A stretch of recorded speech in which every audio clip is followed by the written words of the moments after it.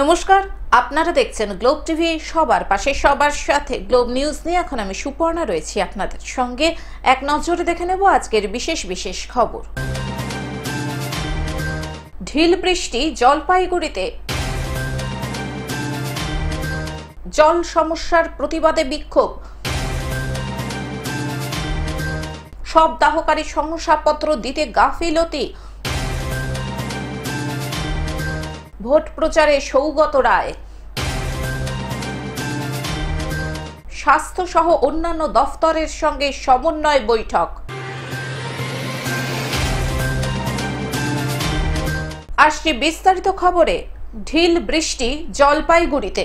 জলপাইগুড়ি সদর ব্লকের খড়িয়া গ্রাম পঞ্চায়েতের পাঙ্গা সাহেব বাড়ি এলাকার 4টি বাড়িতে গত শনিবার রাত থেকে বড় বড় আকারের পাথর পড়তে থাকে। রীতিমতো ভয় পেয়ে জানলা দরজা বন্ধ করে ঘরেই থাকে সবাই। এরপর থেকে প্রতিদিন সন্ধ্যা 7টা থেকে 7:30টার মধ্যে ঢিল পড়তেই থাকে। সারা রাত ওই 4টি বাড়িতে ক্রমাগত ঢিল পড়ে। কখনো আবার ভোর 3টে থেকে 3:30টের মধ্যেও ঢিল পড়ছে বলে জানান ওই বাড়ির মহিলারা। অনেকেই আছেন যারা বাচ্চা নিয়ে একা থাকেন, কি করবেন বুঝেই উঠতে পারছেন না। প্রতিকার চেয়ে বুধবার জলপাইগুড়ি কোতোয়ালি থানায় ব্যাগ ভর্তি ঢিল নিয়ে হাজির হন ওই 4 জন মহিলা। পুরো ঘটনাটি জানিয়ে থানায় অভিযোগও জানান। আজ অর্থাৎ বৃহস্পতিবার ঢিল কাণ্ড নিয়ে এলাকায় যথেষ্টই আতঙ্ক রয়েছে। কি কারণ, মূলত কি বিষয় একটু বলেন। মূলত বিষয় তো বলতে পারবো না, কি আছে না আছে বলা বড় মুশকিল। কেননা শনিবার থেকে অল্প স্বল্প হচ্ছিল, তার পরের দিন থেকে 2 দিন তো কম সময় পড়ছে, তারপরের থেকে সাংঘাতিক রকমের ঢিল পড়া শুরু হয়েছে।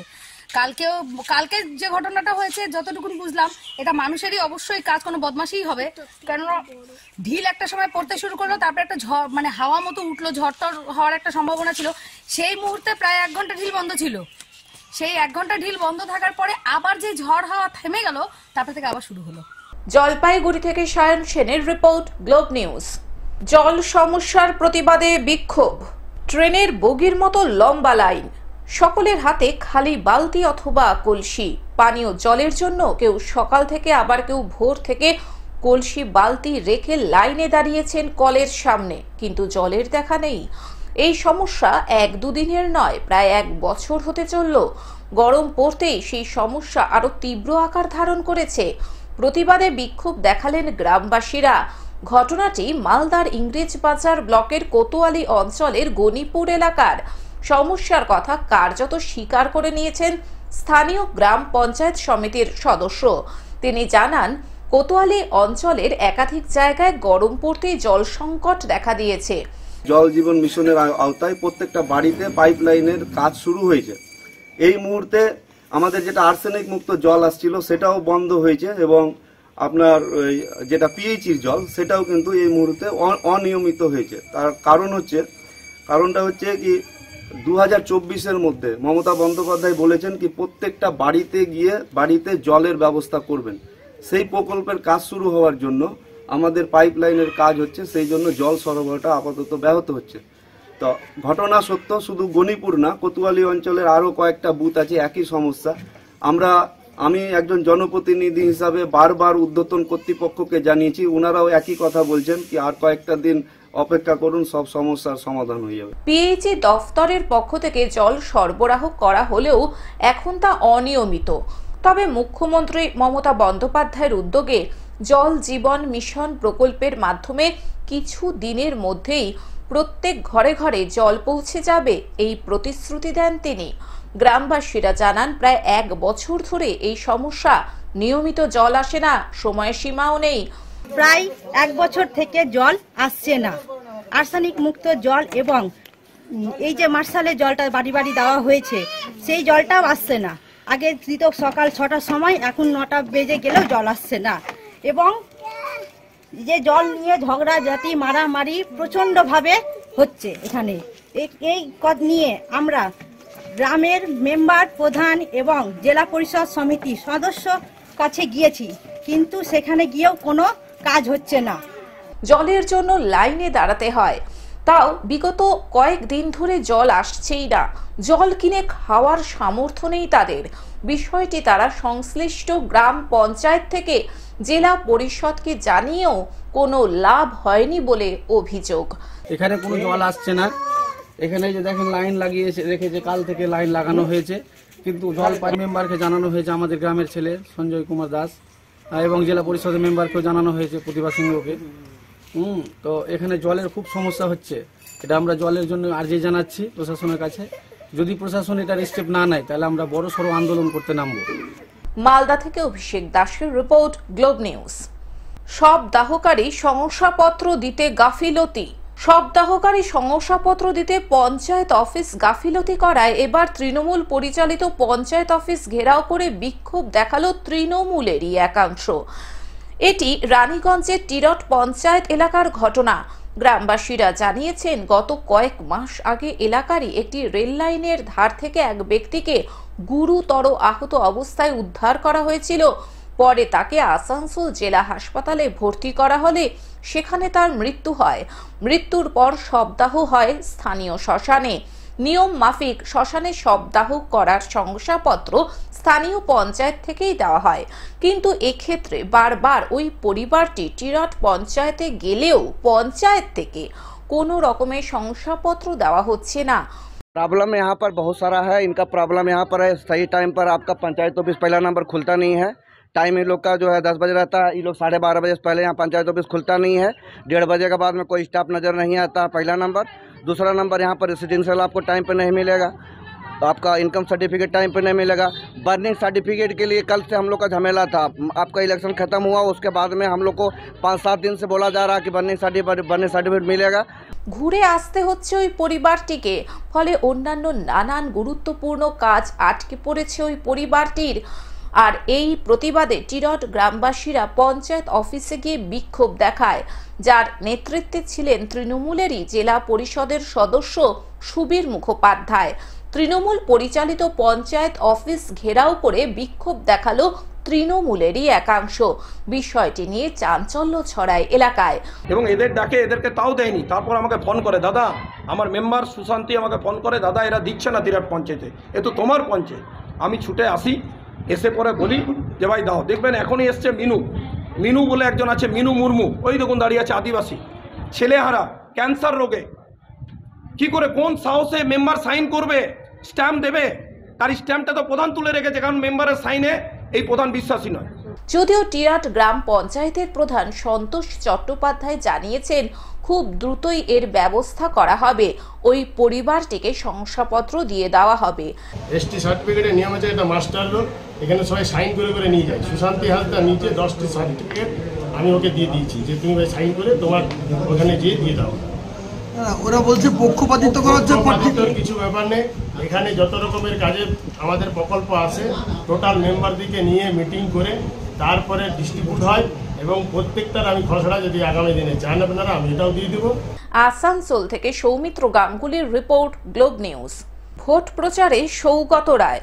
1 জুন অনুষ্ঠিত হবে লোকসভা নির্বাচনের শেষ দফার নির্বাচন।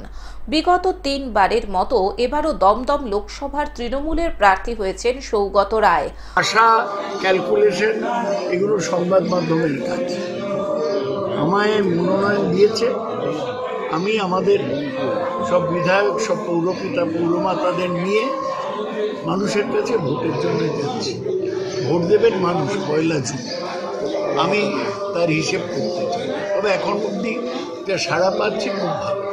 গতকাল সকালে দক্ষিণ দমদম পৌরসভার 15 নম্বর ওয়ার্ডের কাউন্সিলর দেবাশিস ব্যানার্জির উদ্যোগে পুরো ওয়ার্ড ঘুরে তিনি ভোট প্রচার করলেন, চাইলেন মানুষের আশীর্বাদ। এদিন তার সঙ্গে ছিলেন স্থানীয় বিধায়ক তথা রাজ্যের শিক্ষামন্ত্রী ব্রাত্য বসু।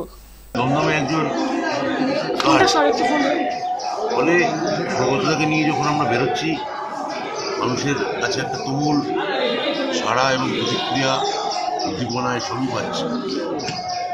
এখানে সৌগতদা জেতার সময়ের অপেক্ষা, এটা আমাদের কিন্তু তার জন্য আমরা আত্মসন্তুষ্ট হচ্ছি না। সমস্ত জায়গায় যেমন যাওয়ার কথা, প্রতিটি জায়গায়, প্রতিটি মহল্লায়, প্রতিটি গলিতে প্রতিটি মানুষের বাড়ি যাতে আমরা পৌঁছতে পারি তার চেষ্টার কোনো কসুর রাখছি না। সৌগতবাবু বলেন, গতবারের তুলনায় এবার আরো বেশি ভোটের ব্যবধানে তিনি জয়লাভ করবেন। লক্ষ্মীর ভান্ডার, স্বাস্থ্য সাথী থেকে শুরু করে রাজ্য সরকারের বিভিন্ন প্রকল্প মানুষের কাছে বিপুল সাড়া ফেলেছে। তার প্রতিদান স্বরূপ মানুষ তাকে জয়লাভ করাবে বলেই তিনি আশা রাখেন। নির্দলে থেকেও আমি এলাকার মানুষের সাথে নিয়ে, এলাকার মানুষ আমায় ভালোবাসে, আশীর্বাদ করেছে। আমি সৌগত রায়কে এই জন্যই জেতাতে চাই। আমি দেখেছেন যে তৃণমূল কংগ্রেসে জয়েন করিনি, তার কারণ আমার আগামী দিন আর রাজনীতি করার ইচ্ছা নেই। আমি রাজনীতি করতে চাই না, কেননা রাজনীতির মধ্যে আমি দেখছি আস্তে আস্তে এই হিংসা মানে নানান রকম সমস্যা তৈরি করে নিচ্ছে। দমদম থেকে অনির্বাণ দত্তের রিপোর্ট, গ্লোব নিউজ। স্বাস্থ্য সহ অন্যান্য দফতরের সঙ্গে সমন্বয় বৈঠক। সুষ্ঠু পরিষেবা দিতে স্বাস্থ্য সহ অন্যান্য দফতরের সঙ্গে সম্প্রতি এক সমন্বয় বৈঠক অনুষ্ঠিত হলো। এদিন জলপাইগুড়ি জেলা শাসকের কার্যালয়ে আয়োজিত এই বৈঠকে স্বাস্থ্য বিভাগ ছাড়াও পুলিশ, পঞ্চায়েত, পূর্ত প্রভৃতি দফতরগুলি থেকে পদস্থ আধিকারিকেরা উপস্থিত ছিলেন। এই বৈঠক প্রসঙ্গে জলপাইগুড়ি মেডিকেল কলেজ ও হাসপাতালের এমএসভিপি কল্যাণ খা বলেন, জলপাইগুড়ি সুপার স্পেশালিটি হাসপাতালের সামনে অবস্থিত রাস্তা ড্রেন নিয়ে সমস্যা আসছে, তার সমাধান করতে হবে। পাশাপাশি এসএস হাসপাতালের মর্গে অত্যাধুনিক শীতাতপ নিয়ন্ত্রিত যন্ত্র বসিয়ে নতুন করে চালু করার কাজ চলছে। এই বৈঠকটি সফল হয়েছে, যার ফলে অতি দ্রুত সমস্যাগুলির সমাধান করা যাবে বলেই আশা রাখছি। যেমন ধরুন এনক্রোচমেন্ট, আমাদের এসএসএইচ একটা তো বড় ইস্যু, এনক্রোচমেন্টের বিষয়টা, সেগুলো থেকে শুরু করে বাকি যে ধরুন আমাদের ওখানে এসএসএইচ এর সামনে যে ড্রেনটা, প্রতিবার যেটা ইয়ের সময়, বর্ষার সময় অসুবিধা হয়, সাধারণ মানুষের অসুবিধা হয়, সেইগুলো নিয়ে আলোচনা হয়েছে। সেটা আশা করা যায় সমাধান হবে। জলপাইগুড়ি থেকে সায়ন সেনের রিপোর্ট, গ্লোব নিউজ।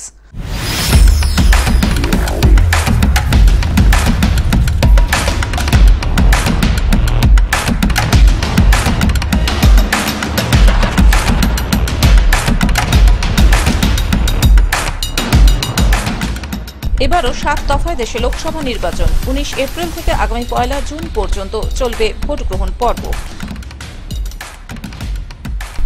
পঞ্চম দফার ভোট বনগাঁয়ে তৃণমূল কংগ্রেস প্রার্থী বিশ্বজিৎ দাস, বিজেপি প্রার্থী শান্তনু ঠাকুর এবং কংগ্রেস প্রার্থী শান্তনু বিশ্বাস।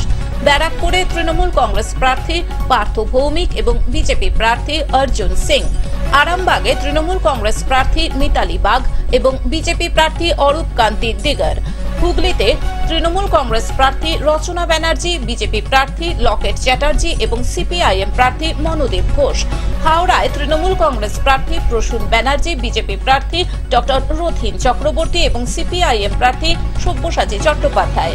শ্রীরামপুরে তৃণমূল কংগ্রেস প্রার্থী কল্যাণ ব্যানার্জি, বিজেপি প্রার্থী কবির শঙ্কর বসু এবং সিপিআইএম প্রার্থী দীপশিতা ধর।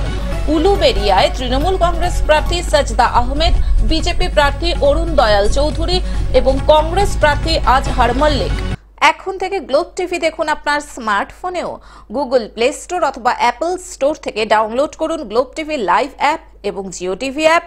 এছাড়াও জিও ফাইবারেও গ্লোব টিভি দেখুন 1457 নম্বরে। আজকের মতন গ্লোব নিউজ এখন এই পর্যন্তই। দেখতে থাকুন গ্লোব টিভি, সবার পাশে সবার সাথে। নমস্কার।